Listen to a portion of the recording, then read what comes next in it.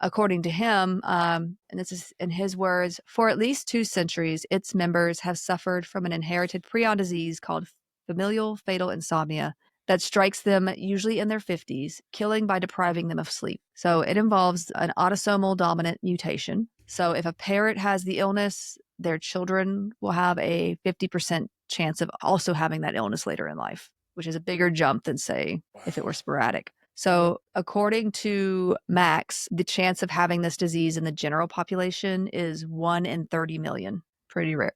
Wow. But in this family, it's 1 in 2.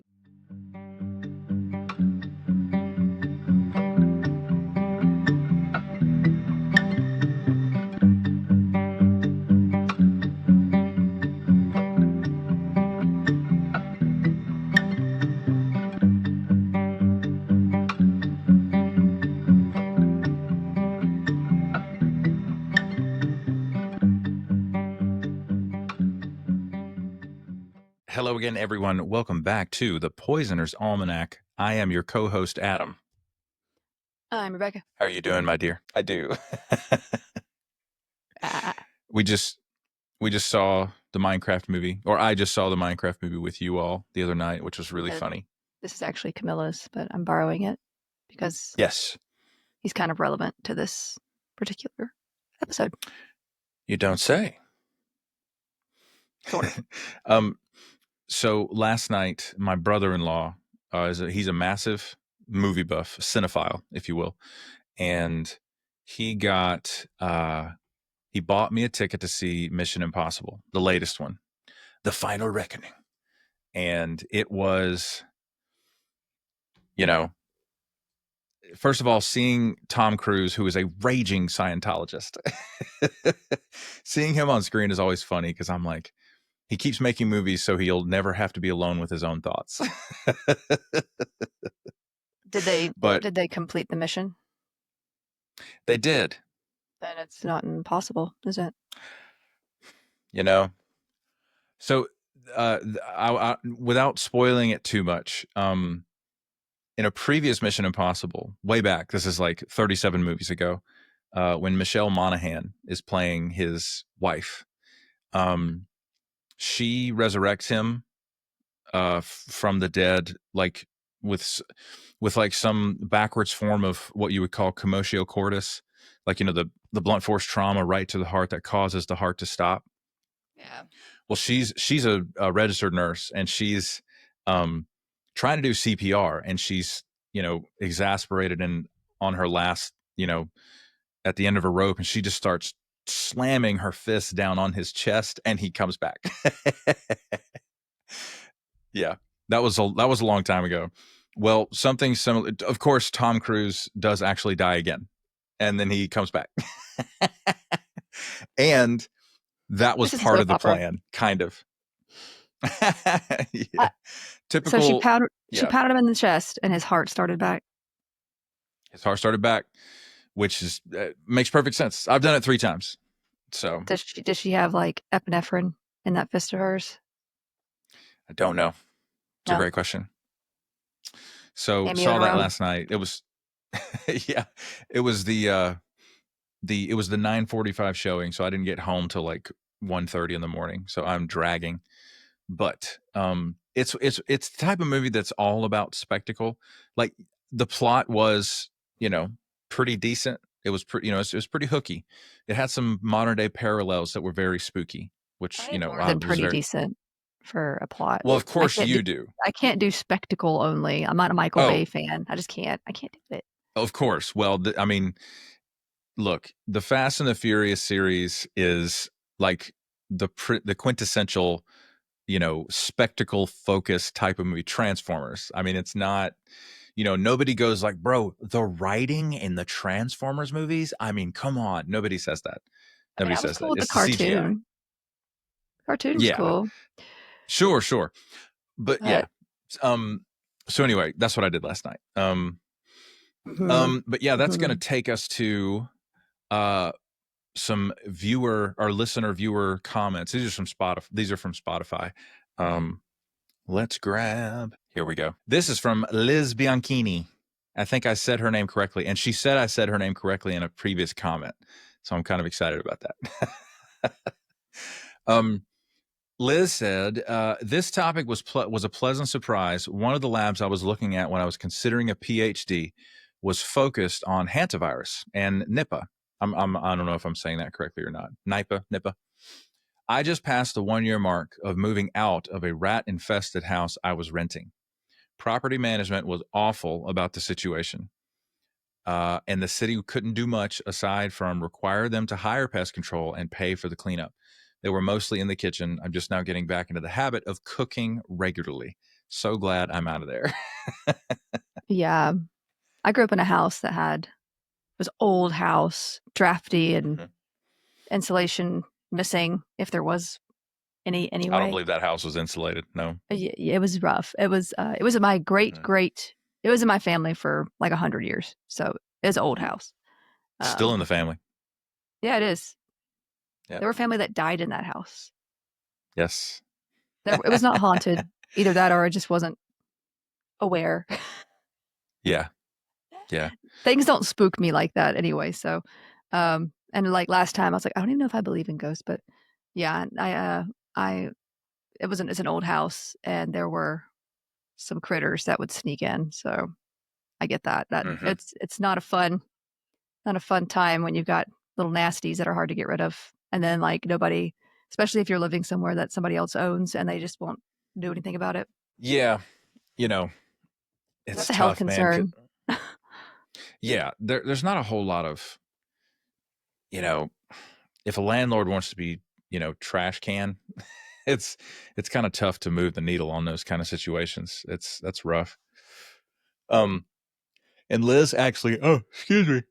Oh boy. I was up very late last night. Excuse me, y'all. Liz actually, I'm pretty sure she completed her PhD because she teaches microbiology. She is like pretty sure she is a microbiologist. Oh, she's gonna like our topic today, I think. Yes. I think a lot of people will. And we've got one more comment from, let's see here. Yeah. This is from Thomas Paris on Spotify. My mother almost died of measles as a child. It's just so deadly and so contagious. People just don't understand these days. Could not agree more, my friend. Yeah. You had I remember there was somebody that you were talking about, this is a couple years back, you were talking about the measles vaccine on Facebook or whatever. And honestly, Facebook's just one of those places where anything you say is going to get contested by somebody, right? Yes. And they were like, this person was like, well, nobody's ever died of measles. And I'm like, whoa. This is my time to shine. So I got up in those comments and I was like, actually. So yeah, and we've done a whole quick Google. I mean, they're just a quick Google away from abject embarrassment. It's just, yeah. What are you saying? Nobody's ever died from the measles. I award you no points, and may God have mercy on your soul. And also, like it can cause so many other things too. It is the most contagious, one of the most contagious, illnesses we know of. So it's just, man, you've heard us talk about this for like what, 2 hours on that anyway. So yes, we could do another too. But like, I think it was Liz that actually pointed out like the immunity amnesia that measles can cause. We did that in the episode. Yeah, like you can recover, but then the memory cells in your immune system have been infected by the measles, and it causes your immune system to attack the memory cells, I believe is how that works. Yeah. Which is insane. You're left with this blank slate where you could just catch all kinds of fun stuff. Brother. So anyways, get vaccinated. Why don't you? I feel like a lot of people who refuse to vaccinate their kids have already been vaccinated. They have. Listen, I just love to see the stats. I just want to see the stats from people who have chosen not to have their babies go through the typical vaccination regimen.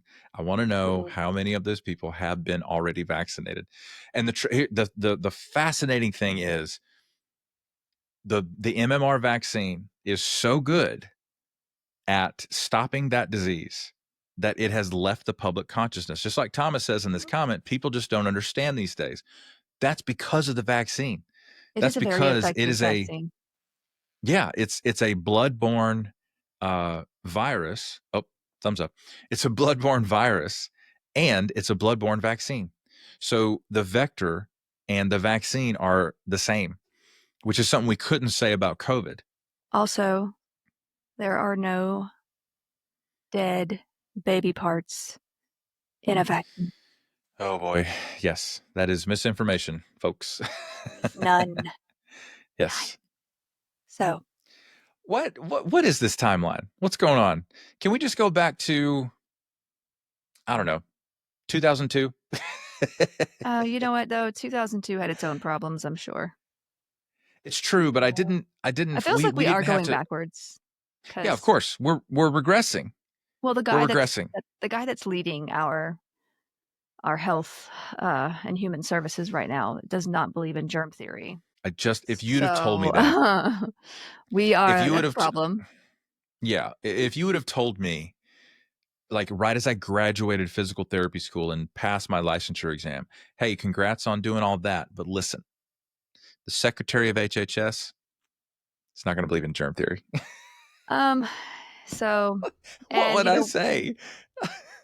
and we are going to do an episode. Y'all know me, I don't like to talk about politics and stuff, but like I feel like this is now it's bleeding into at least like Yes. the RFK stuff and the Yes. things that they're trying to get rid of. It's Yes. bleeding into health. Obviously, health is the Secretary of Health and Human Services, but it's something that we've talked about. You know how the FDA came about and why it's important to regulate Yes. chemicals and such. And Just go back and listen to the Radium Girls series. You guys will never, I mean, uh, you'll be up to speed. Believe yeah, me. so I feel like a lot of the stuff we've covered, it feels like a lot of stuff is coming apart at the seams. And I Yes. think we should definitely talk about it. Yeah. I'm waiting for that moment. I'm like, I feel like more is on the horizon and I don't want to do the episode. And then all of a sudden the next week, there's Isn't something I that could have funny? included in the episode. Isn't that funny? Like you kind of want to take your time because there's going to be something else next week that is also unbelievable. Yeah. So, And and again, again, this isn't we just said us that at the like same time. we did. Sorry.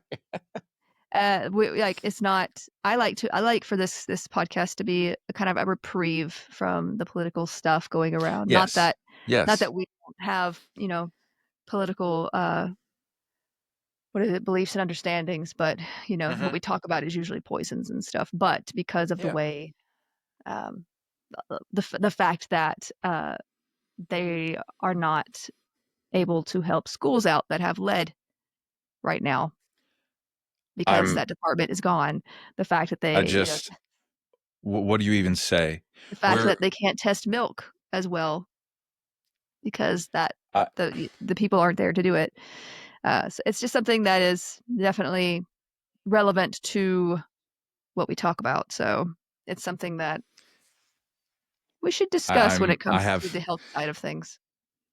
yeah, I have no words. Well, I have plenty of words. Let's not lie. Like the Pope. Didn't the Pope say that about America? Do you have any words for America? Many. Is that what he And, said? and he's from here. He's from Chicago, right? He's from The newest Chicago. the newest Pope. He's a White Sox fan. So Yeah, it's yes, we've had discussions about this where like the content we make is not supposed to be tainted by politics. We're here for the clinical side of things, for the deep dive, true crime, historical. We want to get lost in the minutia. We want to do like for you, it's like a hyper focus. It's you enjoy it so much, and that's why you dig. That's why you do the research to the degree that you do. But the but this political is side of facts. things is just Yes, yes. It's This is about the facts. So yes, no. and it seems, and I just recently started using this term. We're living in a post-truth society. It's a post-truth society. It kind of just doesn't matter what's true. Mm-hmm. Truth mattering is contextual. It Relative. depends on who you're talking to. It depends on who's got their hand on the levers of power, and it's just insane to us as healthcare workers that now we would have a measles outbreak in the United States in 2025. It is clinically and morally unacceptable. Bottom line. Yeah, I will say I think that would have happened despite who was, just because there's a whole community that already is into that, and it spreads so quickly. But he's not helping. So He's not helping at all. And his entire shtick is skeptical hedonism. Yeah. Well, he did Is how say I describe it. that people shouldn't take his advice when it comes to health. Okay. I need a nap. What are you talking about, brother? Just give me the job. I'm not qualified either, but I'm not gonna kill anybody. Yeah, I don't think. Yeah, I'm more qualified than he is. Let me be honest. Oh, okay. All right. so there we are. That's gonna take us to poison in the news. This is a doozy. You sent me this the other day. Yeah. So in a suburb of in southwest Memphis, Boxtown, Tennessee, the southwest part of Memphis, up against Musk's Colossus supercomputer, a Memphis neighborhood fights for clean air. Okay, so XAI, also known as Grok, it takes an absolute truckload of computing power to power this AI, as many AIs do. The subheading says XAI says it's working collaboratively with local officials. Words are hard, with local officials, but Boxtown residents remain wary. You can see some photos here. In South Memphis, advocates and residents are fighting the use of methane gas turbines for XAI's supercomputer Colossus. Okay. Smelly. Yeah. So basically, and you can see the thumbnail of this video here, that's the facility right there. This is a repurposed Electrolux factory. It was been closed down for years. There's actually, there's a local church that you and I have actually both been to. That one of their campuses here in town, that one of their campuses is a former Electrolux building. Yes. I don't remember. City leaders see Elon Musk's arrival in Memphis as a coronation of its future economy, a chance to transform the region into a high-tech manufacturing hub. Like their counterparts in Austin, Texas, and Atlanta, they were eager to recruit tech companies looking for homes outside of Silicon Valley. Musk XAI would bring tax revenue and jobs, and that's always the carrot at the end of the stick. And methane. Mayor Paul Young says it represents a tremendous opportunity for us to take our economy to the next level, and also quadruple the cancer rate. Thanks, Mayor Young. Not the next level. But in an area beset by industrial pollution, residents are wary of the methane gas turbines helping power the electricity-hungry behemoth. The turbines give off nitrogen oxides, a key contributor to smog, and formaldehyde, among other pollutants, according to their manufacturer. Residents say public input has been limited, and the company hasn't been transparent about its plans. XAI has vowed to stay below allowed limits on pollutants. In response to questions from NBC News, the company defended its process. XAI works collaboratively with county and city officials that we have all bought off, EPA personnel, which there's like 4 of those left, and community leaders regarding all things that affect Memphis. It said in a statement, adding that its tax revenue would support vital programs and services. You guys want that tax revenue? Still, residents of Boxtown, and here's the kicker. Residents of Boxtown, a nearly all-black community, have their doubts. How do we really know what is coming from those facilities, says Sarah Gladney, 71 years old. They can tell us anything, but how do we really know? Great question, Sarah. Great question. Their skepticism has deep roots. For decades, outsiders with big plans have come and gone, sometimes leaving the air worse than they found it. So they go on to detail how this company this neighborhood, the Boxtown part of Memphis in Shelby County, Tennessee, is exploited regularly by large industry. There's a picture of the guy running the Colossus facility. He's literally wearing an XAI t-shirt and hat. He got drowned out by people chanting, "People over property, people over property." Well, these are also like these places. Like it's like when I covered Cancer Alley in Louisiana. Yes, For a bonus episode, they pick these places that have less influencer voice. that's right. You know, because or people that are forgotten about. You know, or that kind of thing, and it's not right, but you know they keep doing it. Yeah. And yeah. Yeah. Here's an older picture. Box sign residence James Threadford Jr. front hourly right collect firewood in 1961, and in the back you can see this monster of a power plant. And this is 1951. This is before the creation of the EPA, so God knows what's coming out of those smokestacks. Yeah.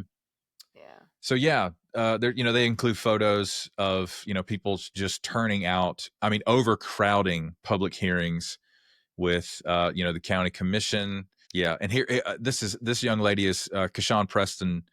Where's she at? Or excuse me, no. Kashawn Pearson, excuse me, is the president of the Memphis Community Against Pollution. It's a civic group, and he says they always come to Southwest Memphis. They always come to what they believe is the path of least resistance. And I'm just glad to see them mounting some sort of effort to fight back. Here's Kashawn right here. He's in. That.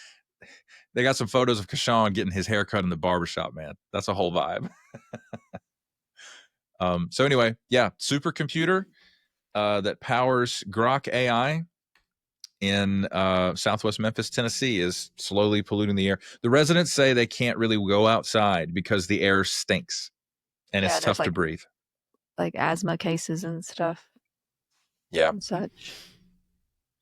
All right. That's it for Poison in the News. Story time. I escaped a religious cult 7 years ago. Without going into too much detail here, let me just say it was an extremely difficult journey. My mental health spiraled downhill, and I thankfully had enough presence of mind to seek out a therapist to work through what was going on with me. My therapist helped give me context to all the wild things I had walked away from. He was kind, patient, and guided me through what my new normal might look like. I had never had healthy boundaries in my life.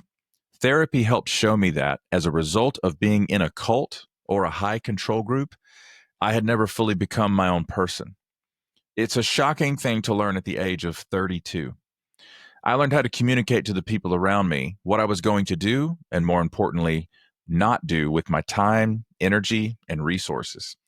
BetterHelp is the sponsor of this episode, and they're on a mission to make starting therapy easier. BetterHelp is a platform where therapists and their clients can communicate effectively and get the most out of therapy. There's a journal inside the platform for personal reflection, and there are group sessions on a number of different topics available every day. Starting therapy is easy with BetterHelp.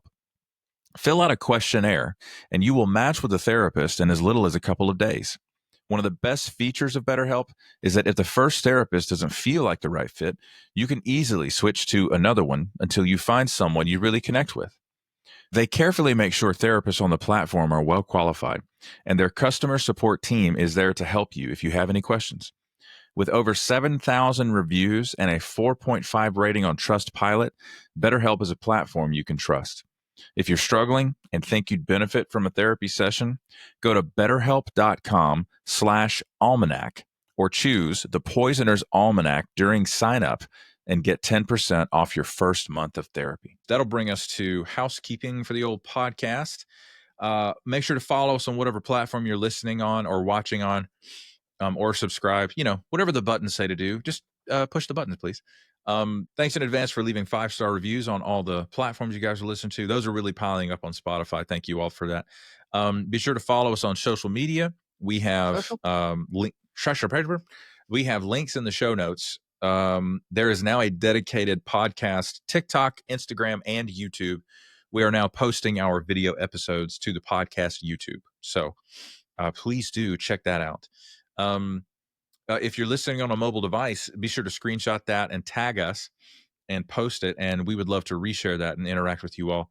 The Patreon is up and running. Links in the show notes to join as a supporter of the show, and let us know what kind of content you'd like to see on the Patreon. Patrons get perks, including the ability to leave a voicemail that we can listen to here on the podcast and respond to. You get access to weekly bonus episodes that my wonderful wife also puts together in the middle of the week.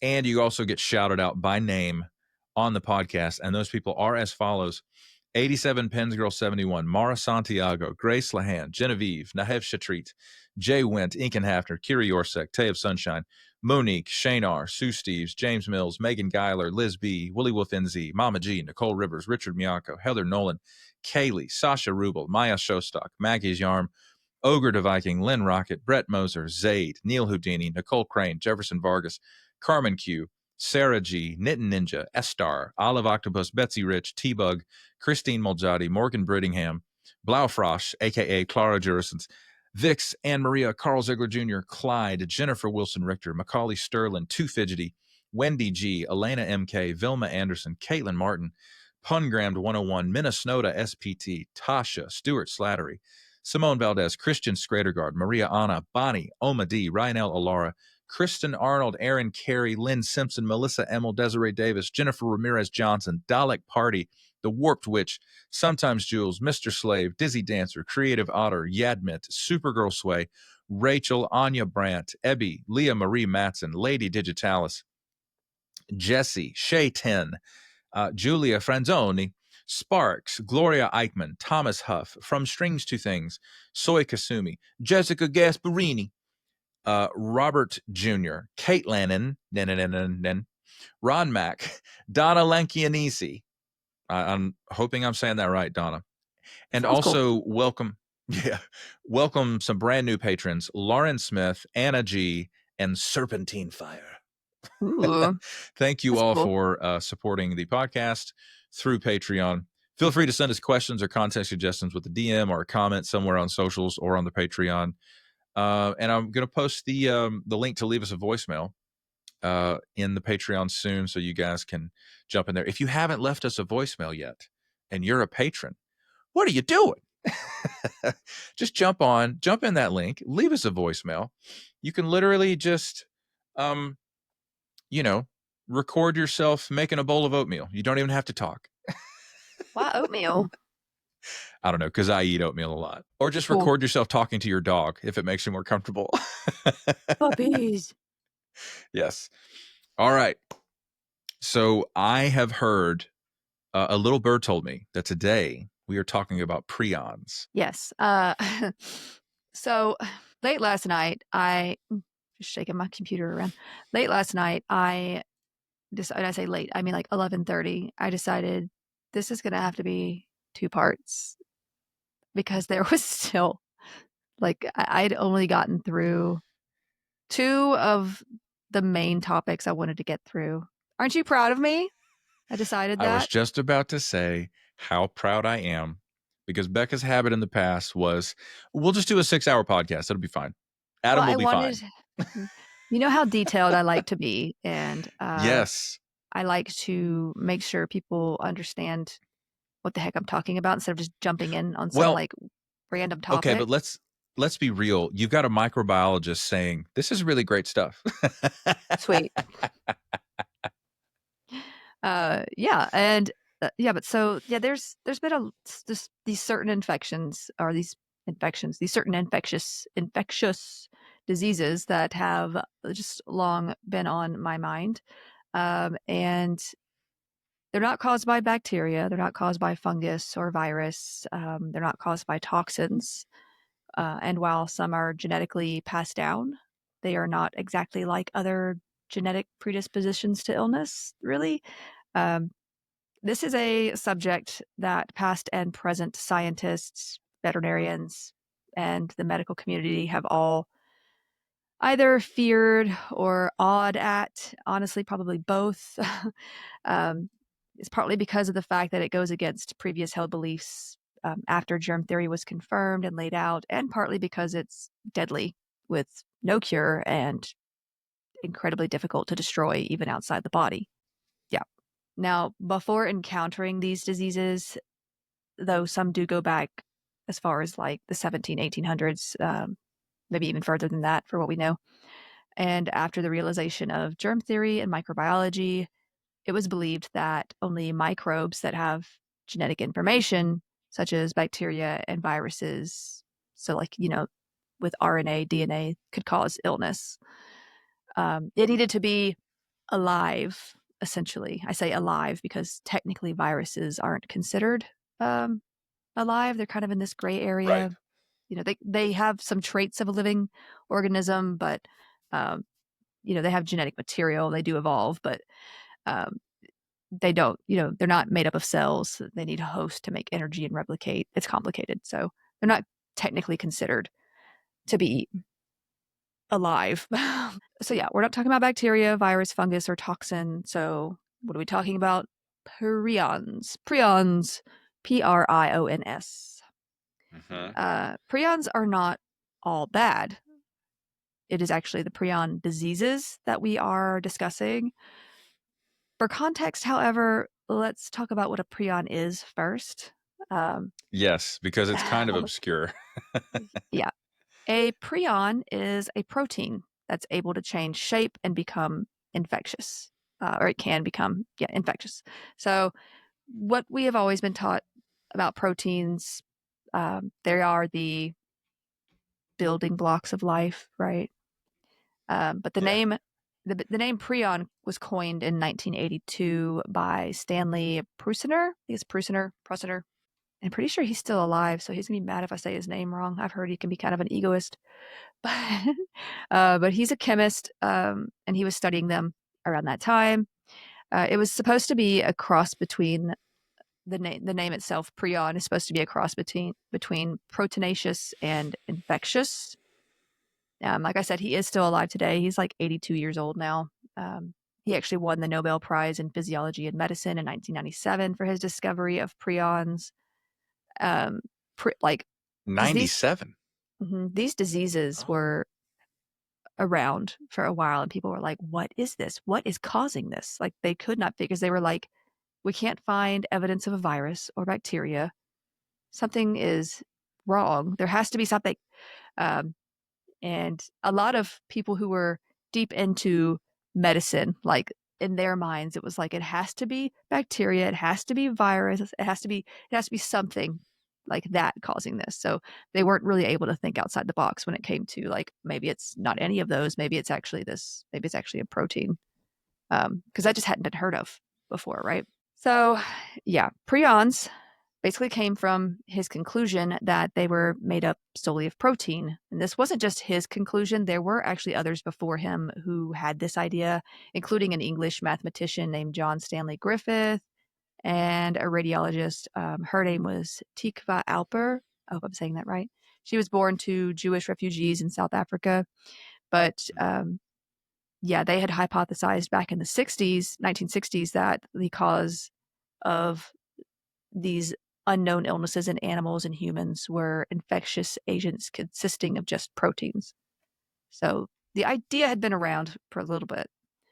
Now, Tikva also discovered that even radiation could not kill a particle of this disease that they were studying. Like they did a lot of things to see if they could destroy it, and it was pretty rough. So Yeah. yeah, not even radiation. There had been another Nobel Prize winner on the subject before Prusiner, Dr. Carlton Gajdusek. Probably saying his name wrong, but he's an interesting fellow. Okay. Um, he was a physician and medical researcher. He liked being in the field a lot. He worked on Kuru, which is another disease with mysterious origins. We're going to talk about that one next week, actually. But Gajusek Okay. had long held onto the idea that they were looking for an unconventional virus. He could not let go of the whole, like, it has to be a virus somehow. But he had previously called it a slow virus because of the time it took for animals infected, um, like during research to show signs of the illness. It felt like a latent kind of infection of sorts. Now, in his view, the disease started in one animal, then was transmitted to humans once they ate that animal, or when humans ate other humans. We'll discuss all Oh, of okay. that. We'll discuss all of that next week. It's And not a we'll typical vector I'm thinking of. we'll discuss Gadusek a little more next week as well. He had some issues. We'll talk about that later, though. So stay tuned for that. Now, I want to talk more, like I said, about prion diseases, what they are. Perhaps one of the scarier aspects of prion diseases is that they start from within one's own proteins. So you are not so much infected by some outside source, such as with bacteria or a virus. It was well known for some time, however, that injecting tissue of an animal with one of these diseases into a healthy animal would lead that animal to also become ill and die. So it can be infectious in that way. But it's so from an outsider's perspective, it acts in some ways like a virus, but it isn't one. And that's what was confusing for a lot of people trying to figure out what was causing this illness, right? Right. Now, proteins, just breaking it down a little bit, if you remember from high school biology, or I don't know, if you took a life science of some sort in college, these are proteins are essential molecules made up of these long chains of amino acids linked together by peptide bonds. They fold into specific structures depending on their function. And as I mentioned, they are the building blocks of tissues, but they also have various important roles within the body. I feel like just saying it that way is so general and like, what does that even mean? They're the building block. Okay, what does that mean? It's like saying the mitochondria is the powerhouse of the cell. Powerhouse of the cell, What do baby. you mean? Tell you what. So yeah, there are about 20 different types of amino acids, and it is the various sequences of these that basically give the protein made by them its shape and therefore its job. Like one thing you learn in anatomy and physiology is like, I think it's like form gives function, something like that. Probably not exactly how it's said, but it's, it's connected. So yeah, some are important for structure, such as collagen and keratin, like collagen and the skin, keratin, hair and nails, that kind of thing, amongst other. I'm just giving the base, the ones we all can see, right? Others involved as enzymes. So you got like the biological catalysts in your body that you need to kind of speed up chemical reactions. So lipase for digestion of fats, lactase, breaking down of sugars, all those like other things those kinds of things. All the ACEs. That's right. Also things involved in blood clotting. So very important stuff. Some are important for transport. Hemoglobin, it's very important for staying alive. You need that. True. Got to get that oxygen, to those organs. Now, some are storage based. You've got ferritin for iron storage. Still others are hormones, insulin. So there are hundreds of thousands and possibly millions of different proteins in the body. So I can't list them all, obviously, but these are just some examples that, are kind of easy to remember. Proteins have been known about since the 1830s, when the name was coined by Swedish chemist John Jacob Berzelius. Yes, his name is John Jacob, not Jingleheimer Schmidt. Yeah. I was about to say it. Oh, that song was stuck in my head after I saw this name, and I was like, okay. So it was like it had to have been like Michael Scott with "That's What She Said." Like there's just a compulsion to sing that song out loud. I know, and I think I even I was reading, and I think I even said aloud, "Okay, great." Now I got that song stuck in my head. Okay, universe, you win. Anyway, he got this name protein from the Greek word proteus, which means first or primary. So just a fun little fact about words and such. Yes. So back to Stanley Prusiner, who coined the name prion. He also put forth a theory that not only were these prions made of primarily protein, and this was not well liked at all by the scientific or medical communities at the time, because protein wasn't a virus or bacteria. Like they didn't think it could do such a thing, right? So they were like, that's ridiculous. But turns out it's not. Now there were also two kinds. So he basically theorized that there are two kinds, one infectious and one not infectious. Basically one like a good one and a bad one, right? You have you have prions that are doing normal, healthy functions, but then you have the prions that get bad prions. So, yeah. He stated during his long research that he had found the gene that made the prion, claiming it was on chromosome 20. And there are actually more like 700 plus genes that like make these proteins, but it was a start. His theory was that the non-infectious prions stay folded in their unique way and carried out whatever their functions were, which were kind of unknown at that time. Those that were infectious started from one mutated protein that on contact made the other proteins kind of shift to that malformed shape. Right? Kind of like one of those games where it's like well, I've played plenty of Roblox because Camilla likes Roblox, but there are some games where it's like if the thing touches you, like you become a zombie too, or now you have to chase people around, So you're it. So, but yeah. So the protein itself was contagious in its own way. So that's how it is infectious. It turns other proteins to be like it. I said earlier that dude had said he found the gene that made the prion protein, but genes technically just give the instructions on how to make proteins. Like, so you've got your transcription, and it gives these instructions onto an mRNA molecule, which then takes it to ribosomes, where the codons are read, and tRNA, which is like transfer RNA, brings corresponding amino acids to fit the codons. So it's like trying to fit that code with these particular amino acids, making them into this chain, which is a polypeptide chain. That's what they call it. But once finished, this long chain folds according to the instructions, amino acid sequences. And the ribosome links these into a chain. So you've got your polypeptide chain at this point. Once finished, this long chain folds according to the instructions / amino acid sequence into a functional protein. So it's a whole process. You've got, the gene is like, here's the instructions, and the mRNA is like, cool.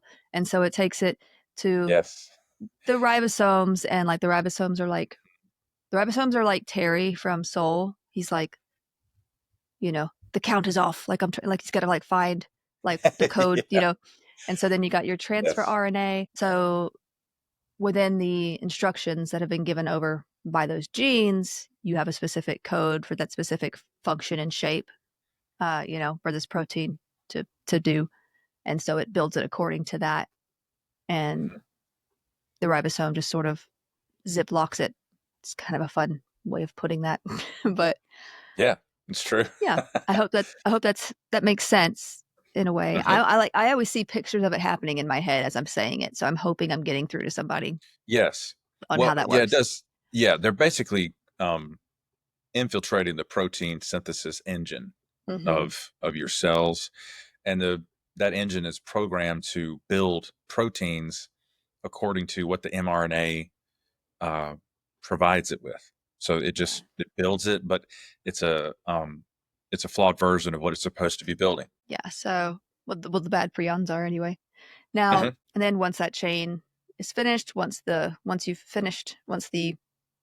code has been read and the chain is finished, it folds up like it's supposed to according to the instructions. So that's right. So what this dude found, Prosener found, was that was what we now call the gene, the PRNP gene. Okay.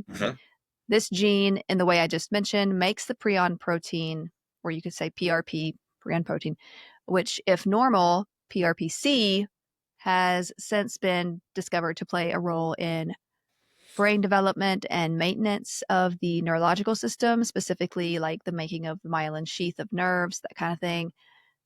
They're still being studied, so the list of roles that they play may grow as they continue that. Now, when a mutation occurs in the PRNP gene, misfolded prions, so the PRP SC, which are going to be your infectious ones, your bad ones, may come about. So these particular prions can tag other proteins that will also become misfolded, as they are. This is where prion disease occurs and can be genetic/hereditary. Are you able to see the diagram that I'm sharing, Yeah. or is that only on my screen? I see it. Yeah, so it's labeled just the terms you just used, the PRPC and the PRPSC. Yeah, this kind of explains that.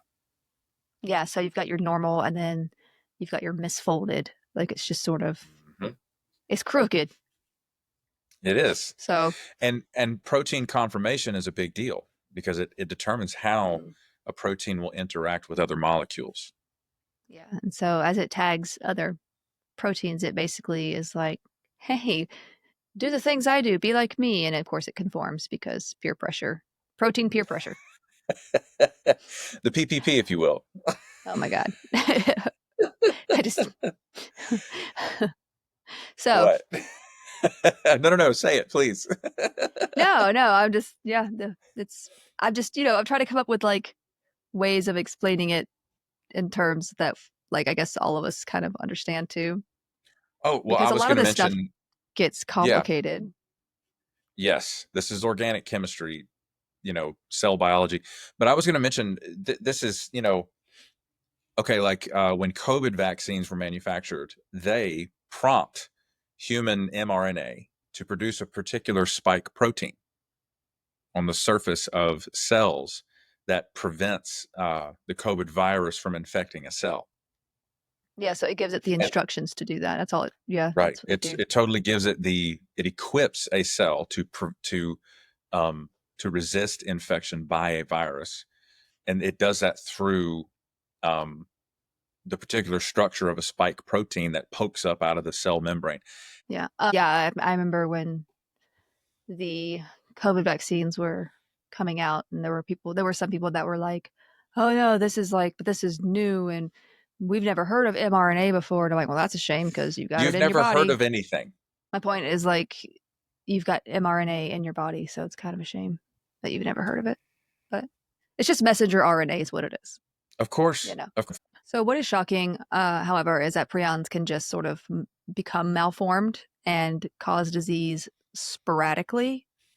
Uh, in this case, there has been no case in the family or a real reason for the disease to show up or be present. So it can just happen sporadically, it's rare that your body it just does that, but it is a possibility. And a third way is transmission via infected meat or contaminated medical equipment. Okay.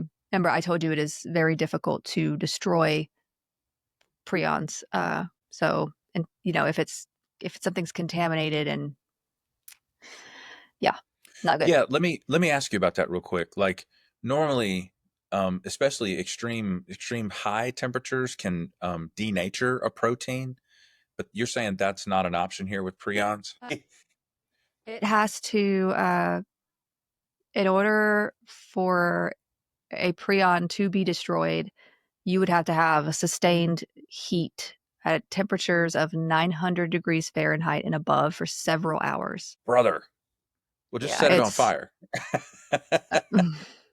for several hours. Yeah. So I need this to burn for several yeah, hours if you guys don't mind. you can't just like boil it or heat it up and then it's like, oh, cool. Like you boil water for a minute and it's like, okay, Yeah. clean. It's not. It takes a lot more than that. It's very difficult. Radiation won't kill it. Uh, yeah, radiation won't destroy it. I had a whole list of things they try to do in this book I was reading, which I will come back to that book a little later too. Oh, Here, I'll look up the name of the book too, so you'll have it. It's called The yes. Family Who Couldn't Sleep Yeah. Okay.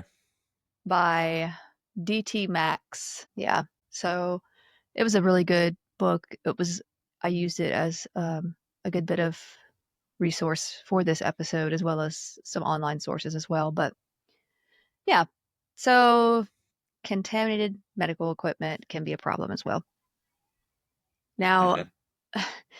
So surgery patients, biopsy patients, and even care of bodies like that are confirmed or even suspected to have died from a prion disease are handled with great care and caution, usually involving those performing procedures, whether it's autopsy, surgery, a biopsy, or lab technicians, by wearing full personal protective equipment with an N95 and eye protection, or even a full-on hood. Like they take it very seriously.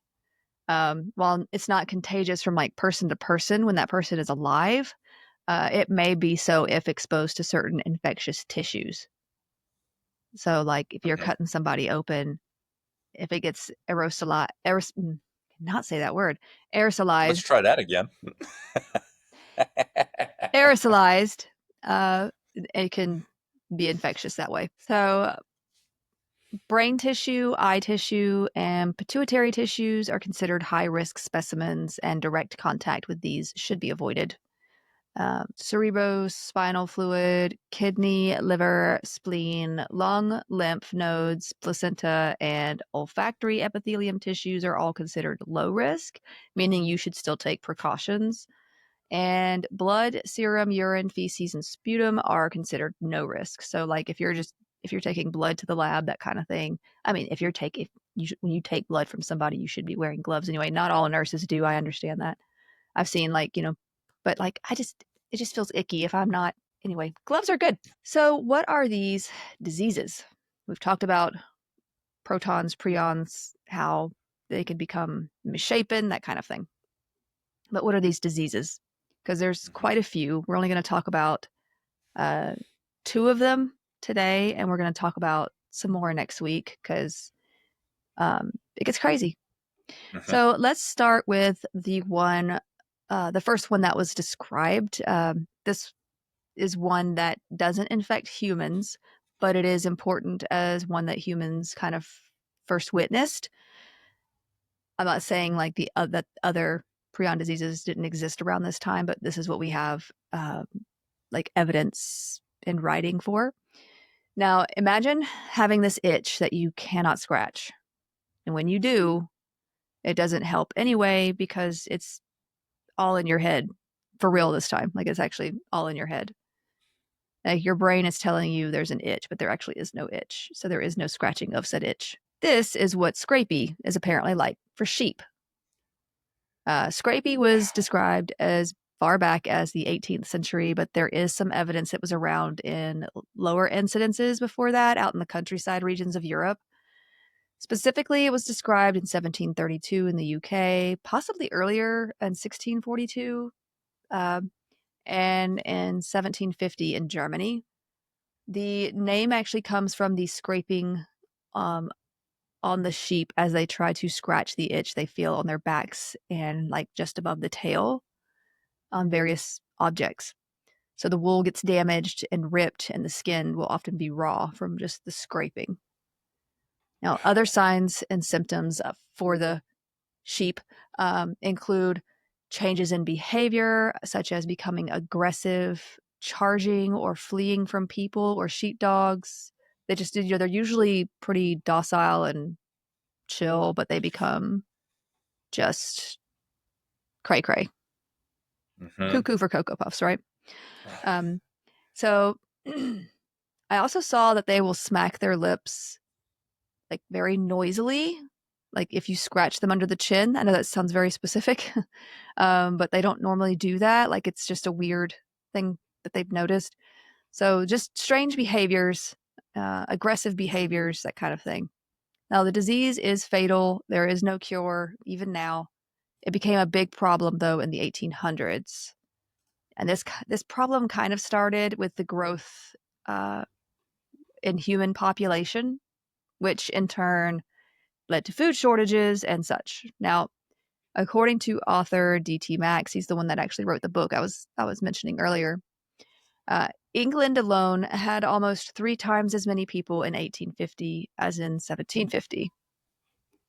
Now, this was also going on around the time of the Enlightenment, the age of reason, science, searching for meaning and progress. And This was kind of also an age of like optimism versus pessimism. I'm sure that happens in many an age, but just stay with me. You're gonna But have you hate. you're gonna have philosophers that are like, progress, this is wonderful, blah blah blah. And you're gonna have other philosophers, authors that are like, stuff's gonna go down. We can't maintain this. We're all gonna die. Yeah. Right? That's in any age, honestly, but there was a reason for it in this age, and that has to do with the population growth kind of thing. So, yeah, many were worrying about the shortage of food as the population rose, and these people began trying to concoct ways to increase production in food, mainly meat, right? Now, the more pessimistic turned their thinking towards more Thanos-inspired ideas, especially like Thomas Malthus. Thomas Malthus. Malthus was he was the guy that put forth the idea of the Malthusian collapse. I don't know if you've ever heard of this. Okay. You may have heard Malthusian problem, Malthusian something. Now, this particular idea was, in his words, the power of population is so superior to the power of the earth to produce subsistence for man that premature death must in some shape or other visit the human race. Oh my God, that's Thanos 100%. Here's Bummer Man. He delivers.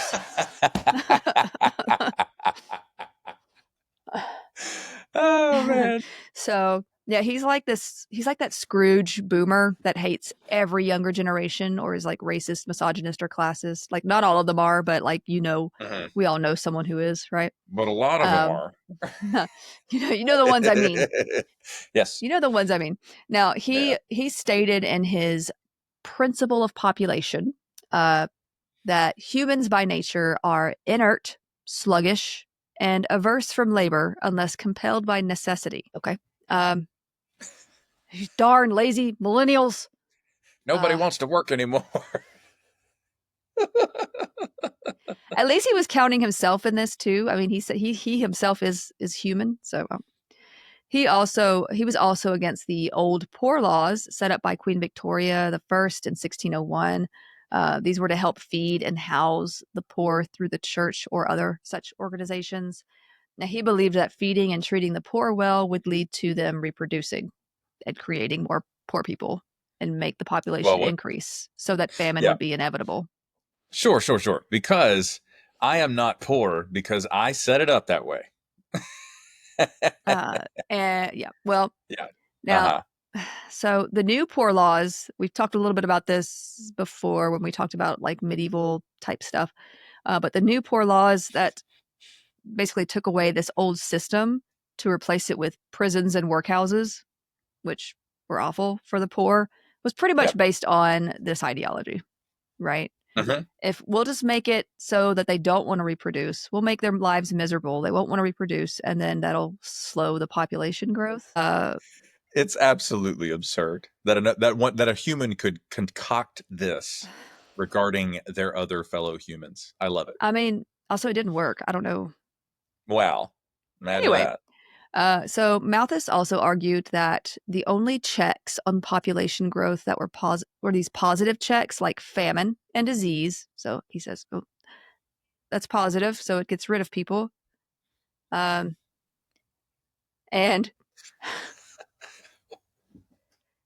preventive checks like moral restraint, celibacy, and just not getting married. Or preventing like the poor getting married, I guess, This is the bad place. Making it hard to do so that they can't, so therefore they can't have, and this will lead eventually into eugenics. So give me a sec. Oh, 100%. Oh, it's right next door, friend. Don't worry. Yeah. Now, I don't know if he thought it would go that far, but this was used to support that sort of thing later. So,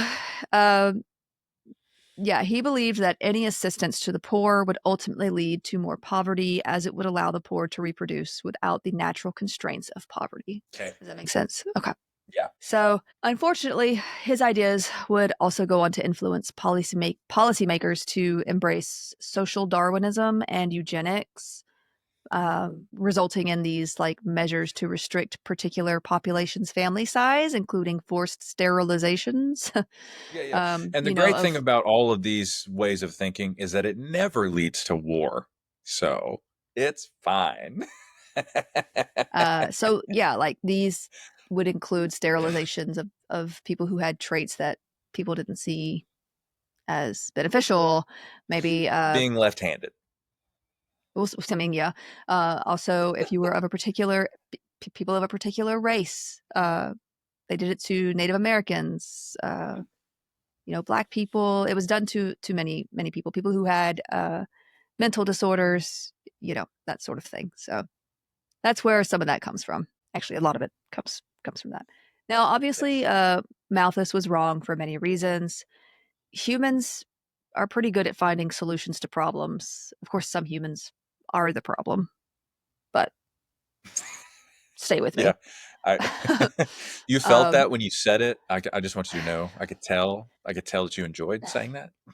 but since the Industrial Revolution, resource production, including like within agriculture, has actually become more efficient. And while not everyone has access to it for Uh-huh. different reasons, we can provide food for the masses. Basically, we can produce Yes. more. We can provide more. But like I said, not everybody has access to it for other Mhm. different reasons. Yeah. Okay.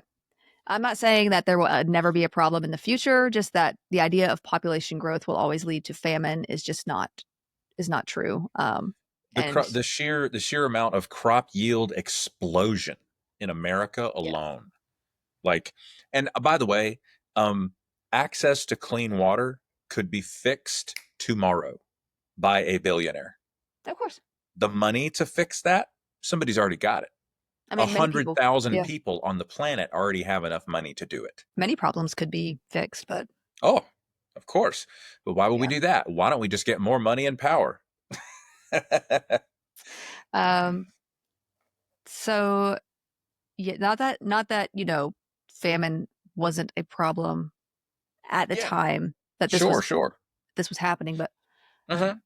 but yeah, now that we have more efficient ways of farming and such, like Yes. you know, Yeah. and now also you shouldn't kill people or sterilize people that you For the don't record, like. listen, I'm going to go out on a limb and tell you guys the Don't do that. poisoners Why would you- don't do that. The poisoners almanac is anti-murder. I hope this helps. Yeah, it's just now back to Scrapie. Population growth was making people nervous, obviously, especially since agricultural growth was non existent at the time. So, what to do, right? One common livestock breeder who, I say common, I mean like he wasn't a noble or whatever. He was just, he's a poor sheep. Mhm. But This actually developed over the course of a single week mhm, after showing up. Symptoms first showed up. yeah. Yeah. So, but this particular livestock breeder, he also liked money a lot. His name was Robert Bakewell, who he was working with sheep out in is it Leicester, Leicester, What is that? Le- Is that in the United Kingdom? yeah, Leicester, I think it's pronounced Leicester. Leicester, Mhm. And I only know this. The people, UK listeners, let us know. But I think Leicester, Leicester, y'all know where I'm Leicester. talking about. No, I only know this because of Bleak Jane House. Austen. Oh, I No, mean, close yes, enough. Okay, Charles because Dickens. the I'm yeah, just yeah, kidding. yeah, I'm because kidding. the aristocratic man who's married to Gillian Anderson's character in that Mhm. rendition of Bleak House, um, he is Sir Lester, and I remember his name being in the subtitles, and I was like, oh, that's a strange way to spell, but they just that I No, think that's how they pronounce that. no, But well, let us UK know in the people. comments, please. Yeah, I've never been to the UK. I'd love to come. I promise Oh, if I do, I will research how to pronounce all the places. oh man, we'll But yes. we'll gallivant all across Europe one day. It's one of our couple's goals. So, yeah, looking at the sheep that were living at this time, they were bony, thin. They needed to graze a lot, but didn't really produce all that much meat, even when they did. So he thought of ways to get the perfect sheep through breeding. Now, a perfect sheep would be bigger in the chest and rump areas, so more meat could be had to feed, people. Even then, they're going to mark up the prices of meat probably anyway because people. Now, being a breeder, he understood that body shape was passed down genetically, so he paired sheep with the best traits for breeding. And by the 1740s, the sheep there started getting bigger and producing more meat like he had wanted. Now, at this point, Bakewell was breeding rams with their offspring and their offspring's offspring. Gross and weird, I know. This was known as breeding in and in, so inbreeding. Okay. Now, this was taboo at the time as well, like even for sheep. Okay. But it seemed to be giving Bakewell results. For example, the average weight of a sheep in 1710 was about 28 pounds, and a lamb was 18 pounds. After using this method, by 1795, an average sheep was 80 pounds and a lamb was 50 Ooh. pounds. So, and so they were meatier. Um, but Spanish wool from Spanish sheep, merinos, were still the best out there for textiles. And in this case, like Spain refused to sell these sheep to anyone on the outside. I mean, they were making big money Yeah, on exporting that's right. exporting that wool to England anyway. Proprietary, baby. Mm-hmm. So another guy who liked money, Sir Joseph Banks. Mr. Bonks. Well, I think it's funny too because he likes money, Sir Banks. Of course. He thought he thought that he had this idea to get some sheep on the black market, if you will, basically through contraband merchants and like bribery. So he got a few dozen of those so he could breed his own sheep with those and to give others to do the same, give to others to do the same. These sheep did not do very well there, and a lot of them actually started dying off. I don't know if they were just sick or if it was the climate. I'm not sure, but yeah, they didn't do very well there. So they were also inbred after they had offspring as well. So you've got them breeding with these other sheep, and then next thing you know, they're doing the whole inbreeding thing where it's like they've got those rams breeding with their offspring's offsprings, and So the breeders were trying to keep up these traits that made the meat superior and the wool superior, right? Mm-hmm. I know. Becca, why are you telling us about inbreeding sheep? Oh, this is always going somewhere. Nobody ever doubt Becca. She is giving you the background for everything. She deeply researches. You guys know the deal. And here's a picture you can look up, to be honest. If any of you ever heard of the Habsburgs in history, the Habsburgs family, have you ever heard of that Okay. family? Yeah, I think so. You ever heard of the Habsburg chin? Oh. It's right here on the. Oh, dear. These, yeah, you'll know if you know anything about these guys, you'll know why inbreeding is bad news because there was a lot of bad stuff that happened with these guys, Oh, dear. just genetically speaking. Yeah, it looks So pretty gruesome. inbreeding reduces the variety of genes within the population, which can lead to the expression of recessive genes, including harmful recessive genes, and making that animal more susceptible to environmental changes and disease. Okay. Mm-hmm. So that's where this increase in Scrapie comes in. The prion disease that affects sheep began to infect more and more sheep, making them ill and killing them because it's always fatal.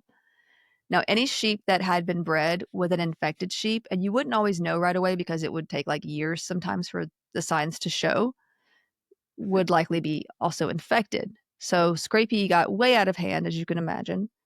These sheep showed the signs I mentioned, but also were holding their heads in a strange, like fixed, spasmodic sort of way. They had this distant look in their eyes. Just, you could tell there was something off about these sheep. They would become uncoordinated, falling over, pressing their heads on the ground, and eventually dying. Just, So it every was, millennial right now. eh, And it was always fatal. So, You got this far off look in their eyes. Their heads are at a strange angle all the time. It's the weight of the world pushing us down. so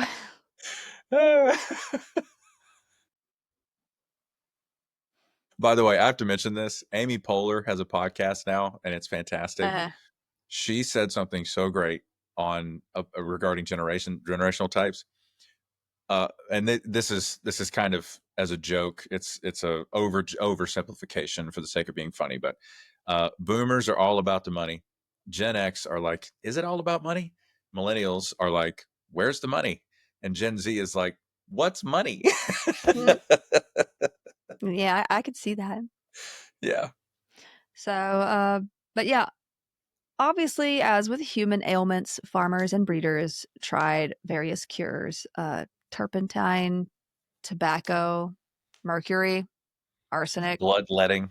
lots of different things. Nothing helped. It was also blamed on various issues other than the inbreeding, such as the wind, overheated pens, too much or too little food, one of The those, poor. and maggots as well. So, well, yeah. poor maggots, not the middle class maggots, like the poor maggots. They're the worst. I don't know. I don't know. I don't know if I've ever met middle class maggots. Oh, So they're perfectly charming. one of my favorite quotes, honestly, is the one that's like, at the end of the game, the king and the pawn go back in the same box. Anyway, now veterinarians doing necropsies on the sheep, these are like autopsies of animals, could not agree basically what had caused this issue. The cause would not really be discovered until much later, but the problem did slow up a little bit once Australia was colonized by the English and the sheep business kind of moved over there. There was lots of room for grazing over there and such, so that just kind of got pushed over there. Um, the European sheep market basically just failed around this time anyway. So breeding in and in or inbreeding was left behind when this took place. And while Scrapie did not disappear entirely, it became much less of a problem. So then comes the knowledge of germs with Pasteur and Robert Koch, and it was just kind of they decided to just kind of throw Scrapie into that box as well. They're like, oh, well, it must be one of these things, right?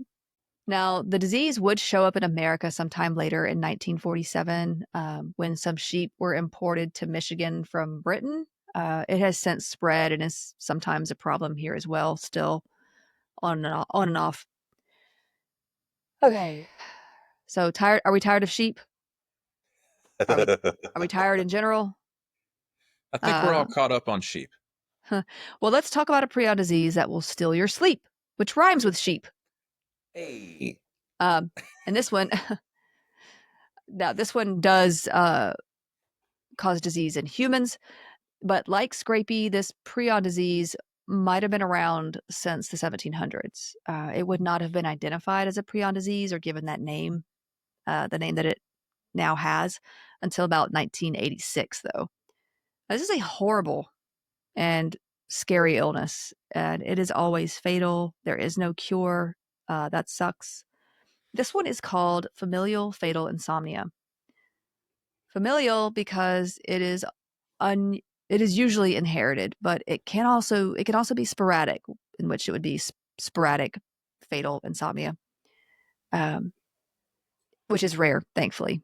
Now, the book I mentioned earlier on prion disease, The Family That Couldn't Sleep by D.T. Max, actually tells the story about this Italian family who couldn't sleep.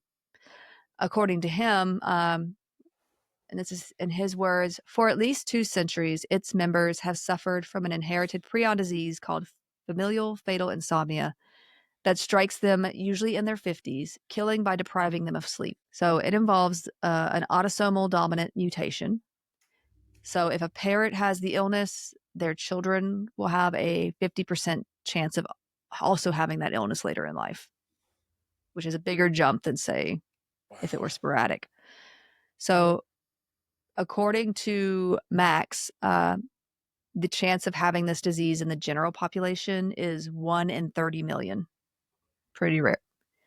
Wow. But in this family, it's 1 in 2. So when it's in the family, it's much more pervasive, much more prevalent, if you will. Now, the story behind this particular family follows historic records, but also the memories and experiences of those still living. They mentioned that for this family, this disease can be traced back a few centuries. The furthest possible case showed symptoms around 1764, long time ago. But let's discuss a case from 1943 because there were witnesses alive to still give an account about what that patient went through. So I'm going to give you just a few names here. Now, Pietro was the son of Giovanni, who was the son of Vincenzo, who was the son of Giuseppe, who was the son of some doctor that is about as far as the disease could be traced to. Okay. I won't go through everyone's stories because that could take ages. As interesting as it is, if you are as interested as me, I do recommend the book I've been talking about. Just know that Giuseppe had 8 children, 5 of which died before turning 1 year old. Unfortunately, this was common at that time. Yeah. His teenage son became ill with some mysterious illness and died. And then Giuseppe himself became ill and later died. Now, malaria was big in the area at this time, and guesses were made as to the illnesses and deaths. But familial fatal insomnia was just not understood at this point. Neither were prion diseases at all. So, also in the countryside of Italy at this time, cures for unknown illnesses would basically entail witchcraft or an exorcism, both of which were sought out for Giuseppe's son at that time, at different times. Mhm. Now, Vincenzo survived to adulthood, then married, and had his own children, about 6 in all, 4 of which are believed to have died from familial fatal insomnia between the ages of mid-30s to mid-50s. Not so fun fact, Vincenzo was married to a woman named Mariana who had like this gorgeous red hair. But later she would be blamed for this curse of sorts because she had red hair. So superstition, I guess. Oh man. So it was, in fact, her husband who was the carrier, however. Now, Giovanni had 12 children. Wow, it's a lot of kids. I say he had 12 children. His wife had children. You know what I mean? Let's be specific. I'm going with the carriers here because it's just easier to remember that Giovanni was a carrier, had 12 children, 8 of which lived to adulthood. From these 8, it is believed that 6 died from familial fatal insomnia, including Pietro. So now we're at Pietro. Pietro lived a life of politics. He saw the events of World War I, the rise of the fascist Mussolini era, and also World War II.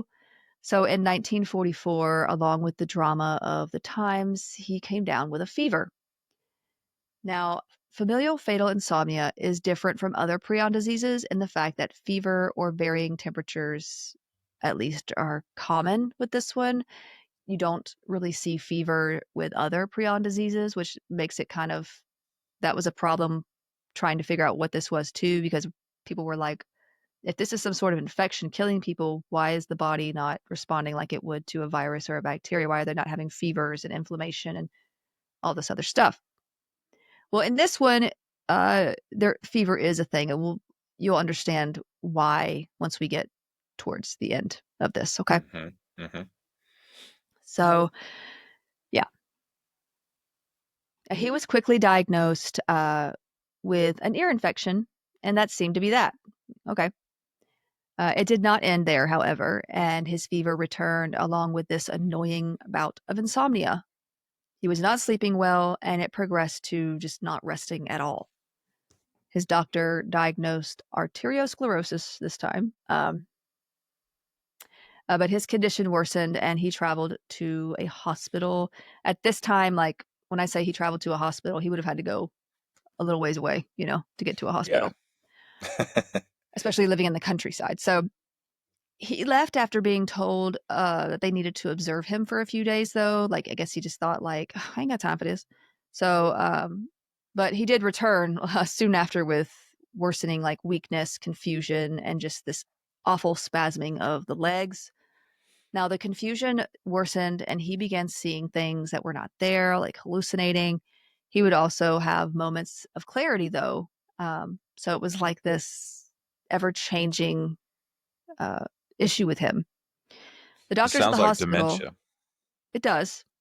Mhm. Um, and they would like hypothesize that at one point, but then when they would Yeah. like look at the brains, they would see no evidence of Mhm. of dementia so much. Yeah. So he, the doctors at the hospital diagnosed him with encephalitis, though typically a sign of such is a really bad headache, and he reported he had no headache.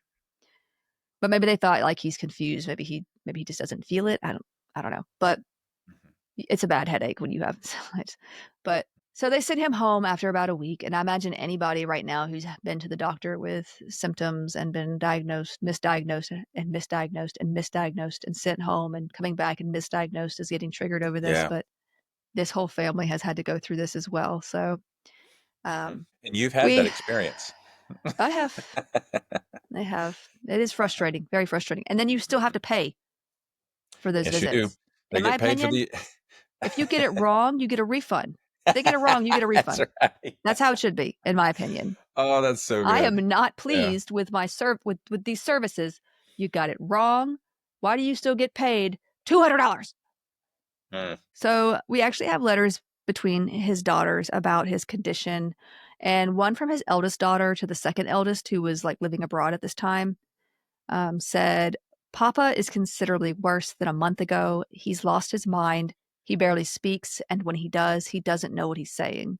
When he sleeps, it's even worse. He makes these little movements because his nerves are never calm. He smokes, he turns on the lights, he throws off his covers. He rubs his hands and says he has pins and needles, all this while asleep. Yeah. And when he wakes up, he is more tired than ever. So, yeah. So the area at this time was also being bombed. There was a lot going on uh, at It this may have time been in this tough to sleep area. anyway. So yeah, and but Pietro only worsened. His temperature was getting too high to read by thermometers. Like it was just going sky high. His body Okay. was jerking. His body was jerking uncontrollably. His eyes just became hollow. His tongue would swell. Was he having And he seizures? no, it's just his.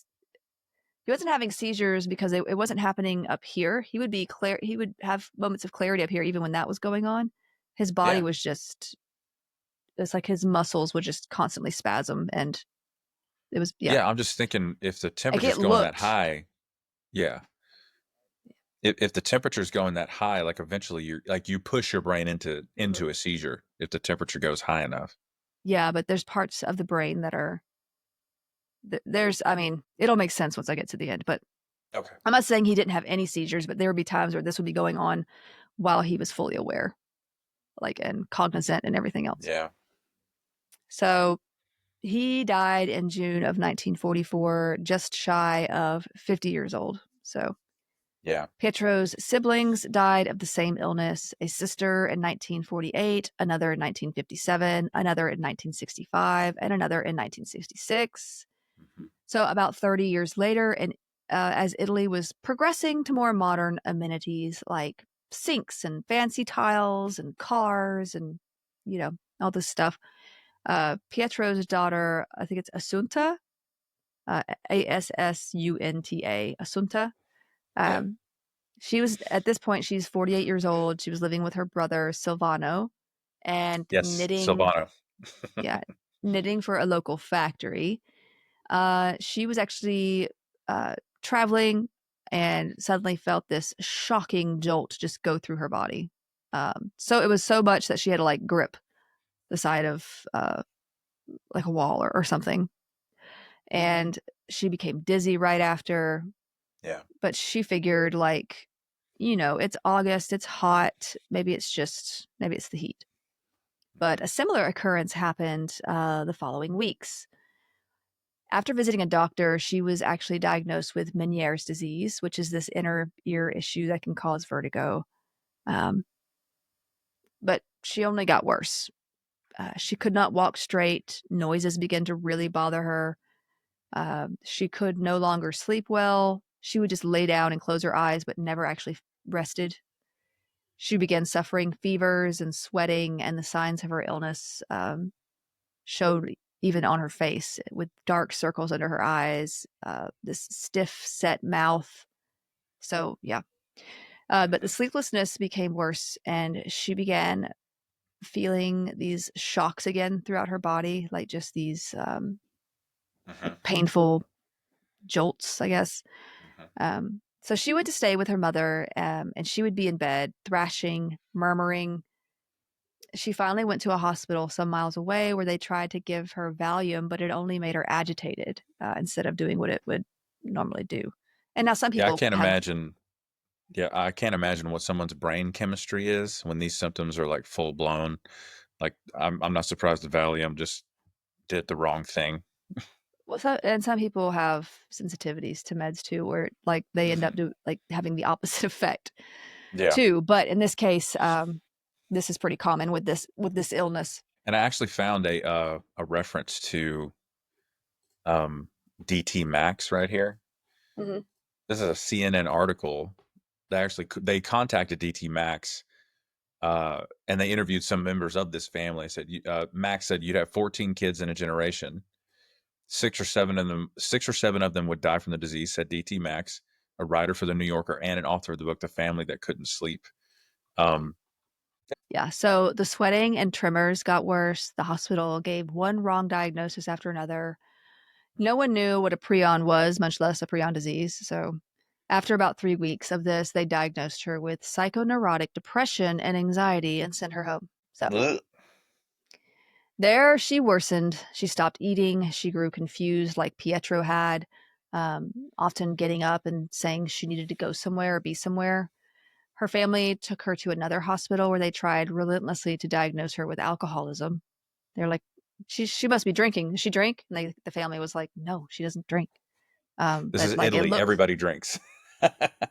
well. I mean, but like she really she wasn't drinking. She wasn't an alcoholic. They were trying to like they kept saying, well, Yeah, this is alcoholism. This is alcoholism. This is come or on. DTS That's or not fair, dude. um.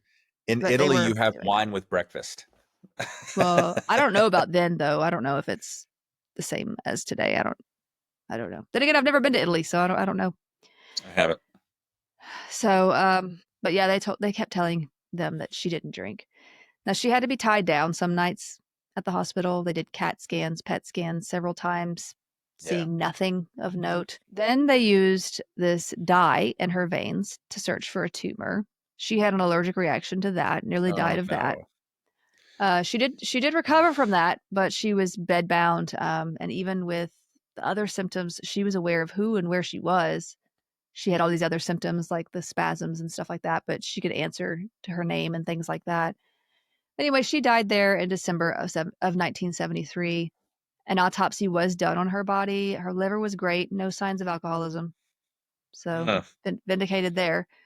The only issue to be seen was the adrenal glands. They looked as though they had just completely burned out and just atrophied. Like her body was responding to all this great stress. Um, Wow. and the adrenal glands That's release fascinating. adrenaline and cortisol. So your stress Yeah. hormones, things like that. Was her I have to ask, was her uterus in her neck? Was that the problem? No, it was not. Yeah. They opened her Shucks. I skull. thought I was close. No, they did open her skull to find her brain showed no signs of Alzheimer's or dementia or damage that they could see. So, I mean, they were just like, whatever. Um, so, more family members died after similar symptoms, including another of Pietro's daughters who began to suffer in her 50s. The first sign being holding her head in an awkward way, kind of like the sheep were doing with Yeah. Scrapie. followed by the sweating, fever, agitation, and death. Then the brother, Silvano, suffered the same fate. Now, Yeah. towards the end of Silvano's life, however, his nephew in law, who was a doctor, asked for a half hour's worth of EEG findings. Like at the time, they were just doing like snapshots, here and there. And Yeah. at this point, he was like, give me a good 30 minutes worth of what's going on. Cause maybe there's something we're missing. But there it was found that the brain waves went just up and down rapidly, sharply. It wasn't normal. It wasn't signaling of sleep or being awake. It was like he was in a constant state in between. Um, so he was actually finally taken to see Elio Lugaresi, who was this pioneer in sleep medicine back in the 1960s when it was like still very Yeah. new. Sleep Mhm. wasn't really studied until there were ideas about like sleep back in like Roman times and how like we've always known sleep is important and like you can't live without sleep, that it does something to reset you, that but like the thing at the time too was if you don't sleep for a while, your body will eventually make you sleep and catch up and bring you back to like homeostasis, if you will. In this Mhm. case, with this illness, it doesn't do that. You do not reach a point where you will sleep. Oh, So, and you know me, when I lay down in the bed at night, as soon as I get still and quiet and warm, I'm gone. mm-hmm. You Yeah, you will go to be your up for meeting with another. death. I don't know what y'all do. I I, guess y'all play cards. I don't know. I sleep, and I very much enjoy that thing about me. You will be up for another 2 hours.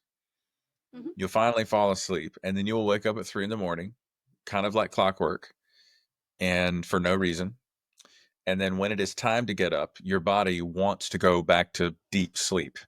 And you do Mhm. your best sleeping in like the mid morning I do. when when you are normally responsible for something else. Mhm. Yep. Especially as a So, parent. So yeah. All that to say, you hate this about me. it's very annoying. Though Yes, I would but never, I, I would never wish this on any worst enemy. To be honest, uh this is this is I, this is awful. yeah, the idea of just literally not being able to fall asleep. I cannot think of a worse situation. Yeah. So he was kept under watch at the Neurological Institute at Bologna, Italy. Uh, I mean, and, It's and I mean pronounced that Bologna. it is not. I'm just kidding. You're pronounced Bologna. Uh, I mean, and I mean that quite literally, not you being Bologna, but they were Oh, keeping watch I of do need him to mention. quite Yeah, I literally. do need to mention. I do need to mention that in America we pronounce it baloney, but it's Is spelled that the how we same spell way as. it? Yes, We spell bologna like that? I think on the I've never had to packaging spell it bologna is. because I don't like bologna. Right. I got to So look it up. I got to know. look it up. We're freaking weird. Very much. Anyway, so he was kept there, and he was watched with EEG sensors on his head. They had him. They were watching his sleep sessions with like they were taping them and watching them, that kind of thing. Did you find it? I did. Let me Is show it? you.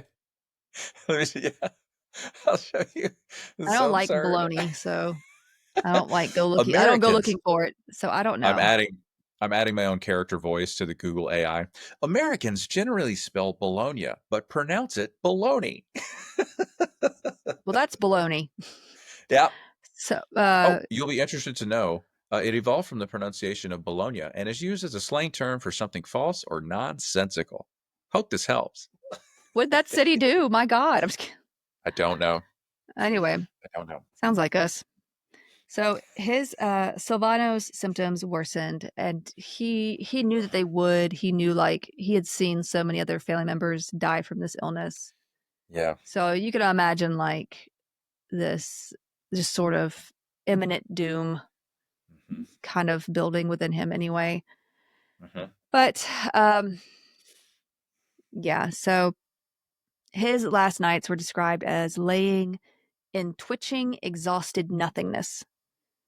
He died a little over 3 months after first arriving at this institute. His brain was removed for study and sent to a former student of Lugaresi's, Pierluigi Gambetti, who was running a neuropathology lab in Cleveland at the time here in America. And it's good that they were able to get his brain and stuff. Yes. This particular family, and also like other families, I think in Italy at the time, and probably even now too, like culturally speaking, are not into the whole like removal of body parts, I guess, or um, I don't know, like there's a certain shame about talking about your illness, or there's just like Oh, socially okay. speaking, it's just not a Okay. thing that they like to Yeah, do. yeah. Right. It was Um, very brave of him to do what he did because he was the first. Like his at that generation was aware of their family history, but mhm. it's very fortunate that they were able to study his brain because it held a lot of answers. Yeah. Now, Lugaresi, the guy at the institute, the neurologic, Mhm. that institute, he actually paid out of his own pocket to have it removed and sent there. Um, it was like Wow. that, or it wasn't going to happen. Mhm. So, and he advised Gambetti to search the hypothalamus and brainstem, as recent studies had found that those areas are responsible for sleep, right? Those are some areas responsible for sleep. He did so, and all of the tissue looked healthy until he noticed these astrocytes, which are these star shaped clusters. And he noticed gaps in the thalamus as well. So, like 90% of the thalamus had been like destroyed by whatever this was. Yes. Yeah. And the thalamus at this time was still being studied, but we do know now that it's responsible for regulation of temperature, Hmm. A lot of hormones, stuff. and sweating. Yeah, so it provided a basically technically it provided a shut off for these responses, these body responses. And with it eaten away, there was no more off button. So the temps would rise Yeah. abnormally, just go all over the place. The victim Yeah. would sweat profusely. Um, Mhm. anything regarding hormones just off the charts, Yeah. which makes sense for like the adrenal glands being burned out as well. Uh-huh. The thalamus is also kind of known for regulation of emotions, sleep wake cycles. Now, this wasn't something that had been seen before, and Lucaresi and Gambetti gave it the name familial hypersomnolence before changing it to familial fatal insomnia. They published their findings in 1986, literally a year after I was born, so it really wasn't that long ago. It wasn't that long ago. He's I'm like, only 40. Okay. okay. So Yeah, I wasn't ready for that. You caught me off guard. now this was progress for sure, but no one still understood why the thalamus had been eaten away. As I said earlier, the rest of the tissue looked healthy. There was no viral or bacterial infection. There wasn't even inflammation. Okay. And just because you give something a name, because like, okay, this is new, we kind of see where this is taking place. We'll give it a name, but we don't know why this is happening. Like that's where like, okay, you Yeah. have a name for it. Now let's figure out how and why. Mhm. Now, Yep. Lisi, which is who was a niece of Silvano's, and her husband Ignazio, which is pretty cool name, like Ignacio. that. Uh, he was the nephew-in-law that was also the doctor that convinced him to go to Bologna to see Lugaresi. Yeah. They started putting these family pieces together by sorting this family tree because they knew that other people in their family had died of this sort of mysterious illness. Um, so she actually, Lisi called extended family to ask about possible deaths of a mysterious nature. Again, kind of a social taboo, I guess. Mhm. Um, yeah, like talking about personal or family stuff when it came to illness was just taboo at the time. Now, this Yeah. family disease, or I think it had also been called a curse by some, um, had been seen as shameful to earlier generations, right? Especially when it came to Yeah. like, okay, like marriage was a big deal, right? Nobody would want to marry someone who had this cursed lineage or Sure. whatever. Yes. Yes. So, yeah, And I'm immediately wondering, because we're talking about Italy, which is a deeply Catholic, deeply religious part of the world. Is it a shameful thing because people are associating illness with some sort of demonic oppression or possession or what have you? I would wonder I if mean, yeah, that's it at could. play. Hmm. Yeah, very possible. Or maybe they think they have sin in their life. You know, I don't know. Exactly. It's punishment from God. Yeah. So records were found and they were able to connect deaths that were misdiagnosed, like as everything from encephalitis to depression to schizophrenia to actually being familial fatal insomnia based on the symptoms that were described. They also found records of branches of the family Lisi didn't even know about, and they saw similar symptoms and misdiagnoses there: pellagra, meningitis, schizophrenia, exhaustion from stress or shock. Um, these two they were able to connect to familial fatal insomnia. So much of the living family despised this search through, their family tree and this new diagnosis. Like I said, it was either considered taboo or maybe they just didn't want to know about it because they were scared, it was causing anxiety. Like, no, I don't want to talk about it. Yeah. Yeah. Um, but a 36-year-old cousin uh, also fell ill with the beginnings of the illness, and which is really sad. She's 36. She has two children. She Yeah. was taken to Lugaresi as Silvano had been, and she died after these familiar symptoms. And then very soon after, another cousin also died from these symptoms. Yeah. So these two brains were also sent to Gambetti, and as Lugaresi was studying the EEGs, they were trying to work together to figure out what was going on. So Mhm. there was a difference in these two cases in that they seemed to suffer a slower acting version of familial fatal insomnia, which Huh. is good when it comes to research, and I'll tell you why in a second. But the same symptoms were there, but because of how long they suffered with them, which sucks as well, there was more evidence of the disease on the brain because over time more would show, right? Yeah. So Lugaresi noticed spikes in the EEGs similar to those found with CJD, which Creutzfeldt-Jakob disease, which was a recently described and identified prion disease, right? So more is Yeah. being understood about Totally. prion diseases. They may Uh-huh. not all the scientific community and medical community was calling them that at the time because there was some skepticism on whether it was a protein type deal. And we're Uh-huh. going to talk about CJD, Creutzfeldt-Jakob, next week as well. Gambetti found spongy areas throughout the brains that looked a lot like CJD as well to him. So they were like, hey, we're noticing this big similarity. And Gambetti just so happened to know the man that we discussed much earlier, who first described the cause for illnesses like this and who had coined the term prion, Stanley Prusiner. So, he just happened to have a connection with him, which is fortunate. Now, Prusiner had developed antibodies at this point that could be used to test for what he had now termed prion disease. So he sent some over to Gambetti. And sure enough, the tissues of the last two Italian family deaths were full of infectious prions, according to these tests, Wow. uh, Okay. as were those belonging to prior sufferers. So that kind of nailed, almost said a terrible thing that would have been not, no pun intended. I was going to say that put the nail in the coffin. Don't, no. Blech. So that was, that, this is why I should not use idioms. That Okay. hit the nail on the head.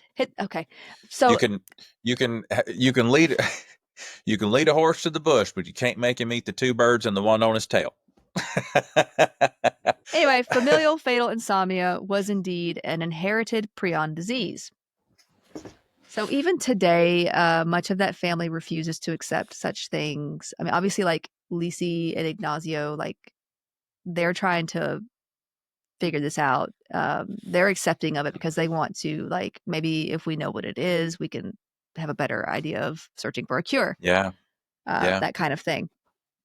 Some still believe it's this family curse, or some actually don't want genetic testing done because now there's genetic testing to see if you carry this Yes. particular genetic defect, but they don't want to do it because they think it'll that the stress of the test will bring the illness on, right? Like they think if I'm stressed out, that's what brings about the illness. So if I get the test, and then I'll get the illness because I'm stressed about the test. It's just Yeah, that's just a sort stigma. of, That's not. yeah, Yeah, that's not. it's That's like not a based on any sort of superstition, clinical fact. Yeah. right. But it's how Yeah. they think, because at one point there was I think one of the misdiagnoses for someone was stress brought about by shock or fear or something like that. So that, from then on it was like, oh, No. this causes it. Yeah, Mhm. that's how it worked. So you've heard me describe the experiences of those who have suffered from it. But I want to give you a clear understanding of the symptoms as we now understand them. There are 4 stages, essentially. Stage one Okay. involves The first stage involves worsening insomnia, panic attacks, paranoia, anxiety. Now, this stage usually lasts about 4 months.